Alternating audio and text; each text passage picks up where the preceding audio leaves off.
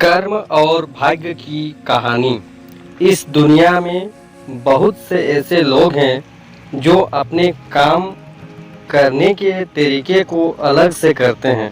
कुछ लोग हैं जो मेहनत को कम वैल्यू देते हैं और कुछ लोग जो भाग्य को ही सब कुछ समझते हैं। एक बहुत ही घना जंगल था, उसमें एक महात्मा जी रहते थे। जंगल एक नदी के बीच में था और नदी के दोनों किनारों पर दो राजा रहते थे। दोनों राजा एक दूसरे से दुश्मन थे, दोनों एक दूसरे को देखना पसंद नहीं करते थे। लेकिन एक बात दोनों के लिए एक ही था कि कोई भी काम के लिए वो एक बार महात्मा जी के पास जरूर आते थे। एक बार दोनों राजाओं में गुस्सा बढ़ गया और दोनों ने सोच लिया वो युद्ध से ही निपटारा होगा। सबसे पहले जो राजा महात्मा जी के पास पहुंचा और सारी बात को बताया तो महात्मा जी ने बोला, राजन, आपके भाग्य में यह युद्ध हारना लिखा है।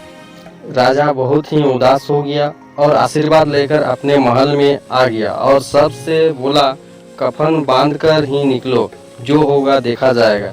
ये तो मर जाएंगे या हार कर आएंगे। दूसरी तरफ दूसरा राजा आया और बोला, महात्मा जी, मेरा क्या होगा? महात्मा जी ने मुस्कुरा कर बोला, राजन, यह युद्ध जीतना आपका भाग्य में लिखा है। राजा बहुत ही खुश हो गया और अपने राज्य में आकर सबको यह बात बता दिया। फिर क्या था, अगले दिन जब दूसरा राजा युद्ध के लिए जा रहा था तभी उस घोड़े की एक नाल टूट गया। मंत्री ने बोला, राजन, बदल लो। लेकिन राजा को बहुत ही घमंड था।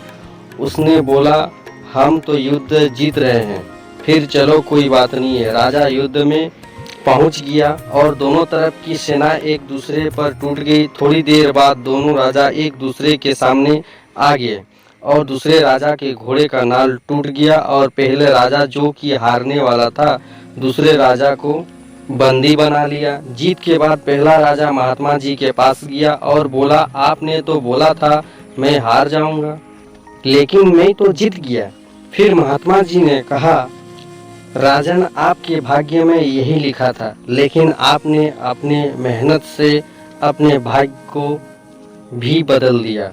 तो दोस्तों, इस कहानी से हम लोगों को यही सीख मिलता है कि भाग्य भी उनके साथ होती है जो लोग मेहनत से काम करते हैं। अगर आपको हमारी इस कहानी से कुछ सीख मिली, हमारी कहानी पसंद आई, तो आप हमारे चैनल को सब्सक्राइब करें ताकि हम आपके लिए इसी प्रकार की कहानी लेके आए।